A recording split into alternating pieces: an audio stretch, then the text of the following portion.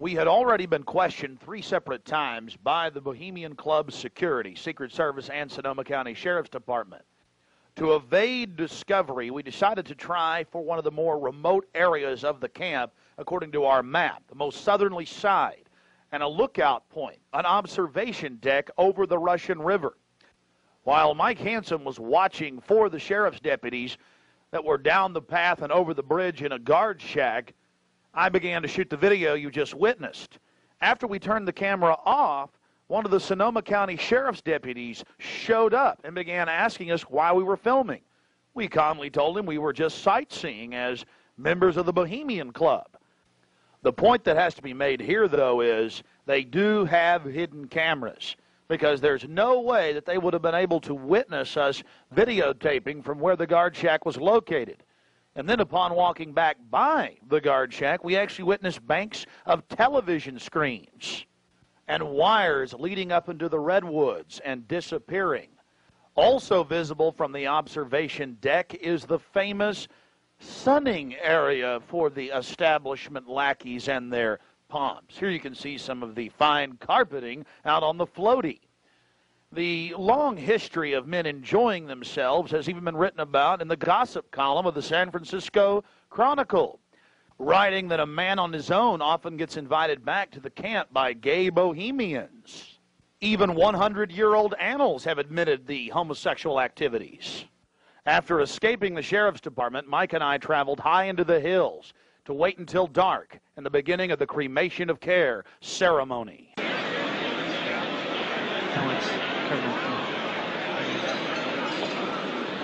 Before the cremation of care, all the Bohemian Club members begin a massive feast of revelry. He's so pissed off at me.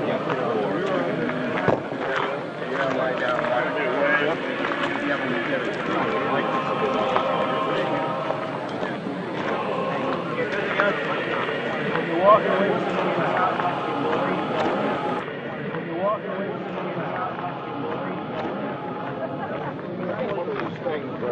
after the feast, cult members travel from the main dining area under the trees out to the eastern side of the lake, where they congregate and prepare themselves to properly thank their deity. Again, the 3,000-plus-year-old Moloch.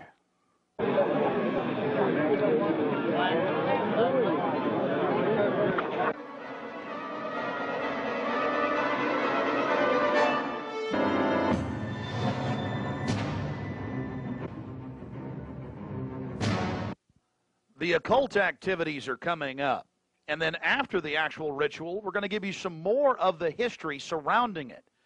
But first off, I wanted to draw your attention to the program that was given out to the spectators or the viewers. I guess an occultist would call them novices, who actually watched as the priest and their supporters engaged in this ancient rite.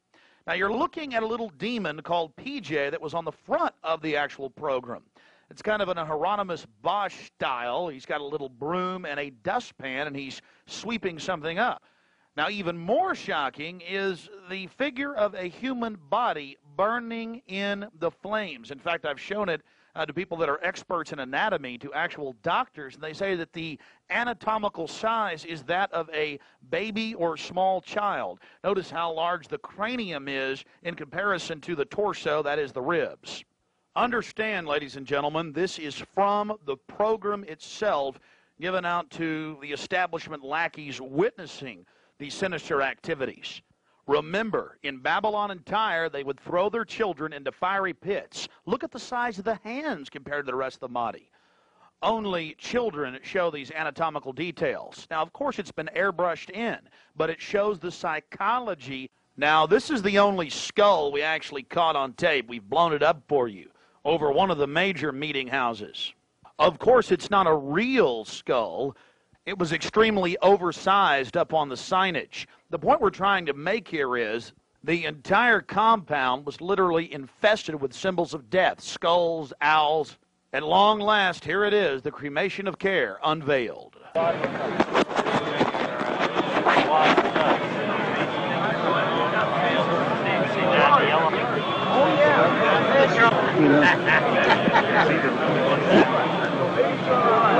warming up?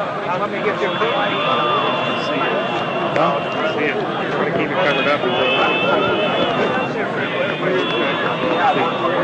As we sat there in the darkness, not knowing what we were about to see in the gathering crowd, suddenly, across the small lake, we saw a carriage with men in black and brown cloaks, robes, in front and in back, bearing a bound body. Remember, it was a hidden camera and at somewhat of an angle.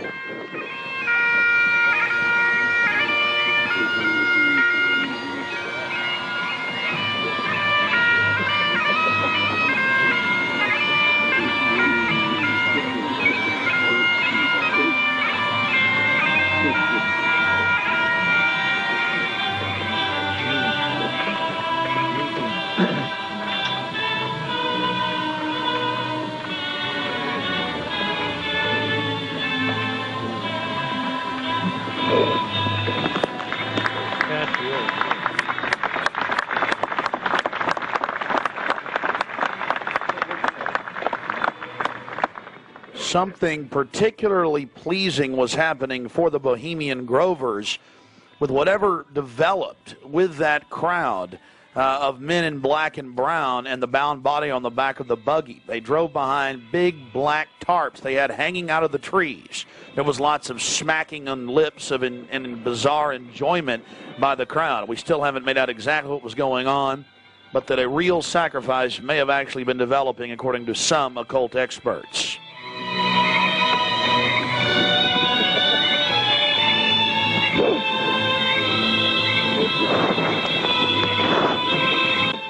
All the time in the darkness across the small lake, the men in black were doing something behind the dark curtains hanging from the redwood trees.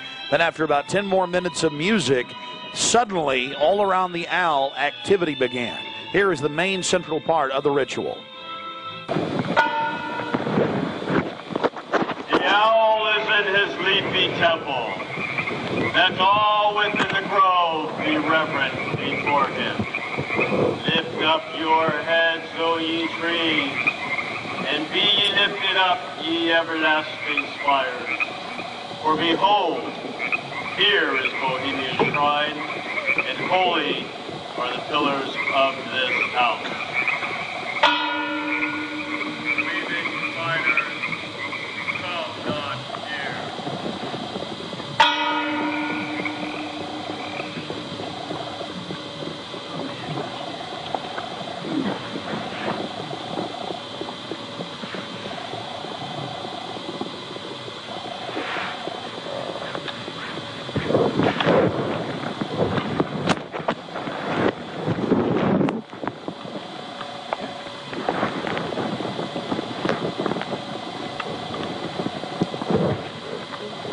Hail, Bohemians, with the ripple of waters, song of birds, such music as inspires the sinking soul, do we invite you into midsummer's joy.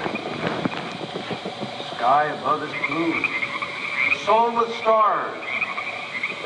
The forest floor is heaped with fragrant drift. Evening's cool kiss is yours. The campfires glow. The birth of rosy-fingered dawn. Shake off your sorrows with the city's dust and cast to the winds the cares of life. Let memory bring back the well-loved names of gallant friends who knew and loved this grove. Dear boon companions of the long ago. Aye, let them join us in this ritual. Not a place be empty in our midst. O beauty's vassals, who hold in this gray autumn of the world her springtime in your heart, attend our tale. Gather, ye forest folk, and cast your spell over these mortals. Touch their world-blind eyes with fairy unction. Open their eyes and blow all the memories of yesterday and seal the gates of sorrow.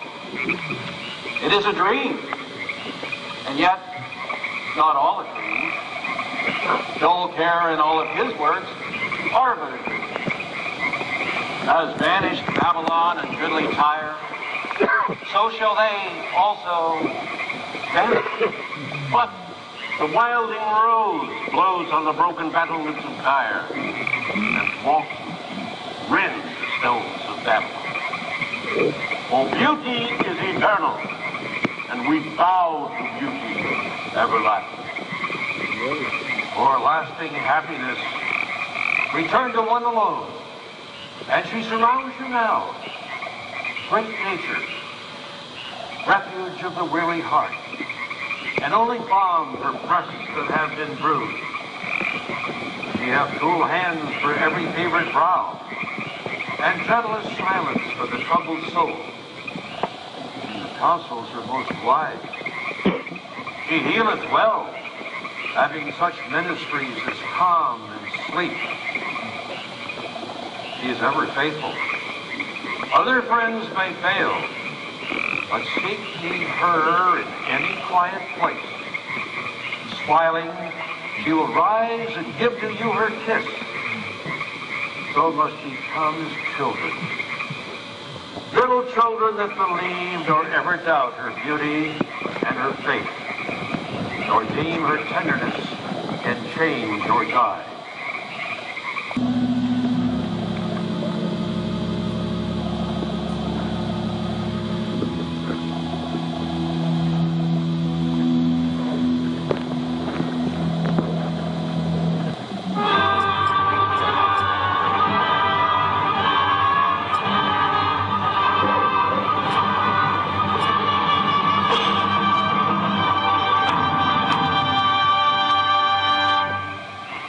Bohemians and priests, the desperate call of heavy hearts is answered.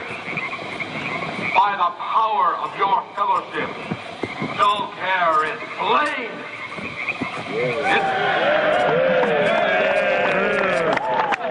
His body has been brought yonder from the funeral pyre to the joyous pipings of a funeral march. Our funeral pyre awaits the corpse of care.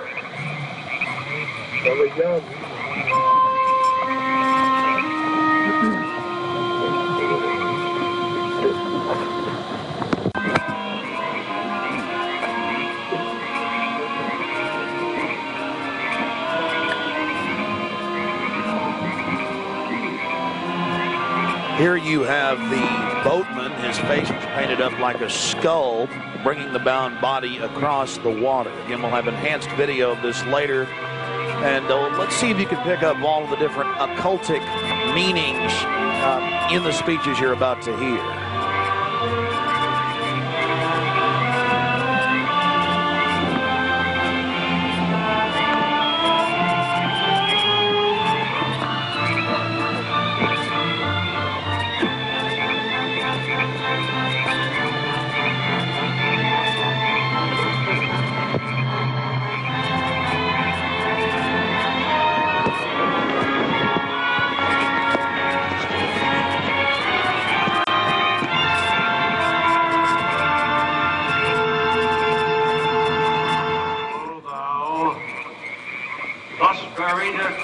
The shadowy tide, and all the ancient majesty of death. Thou arch enemy of beauty, not for thee the tender tribute or the restful train. Fire shall have its will of thee, and all the winds make merry with thy dust. Bring fire!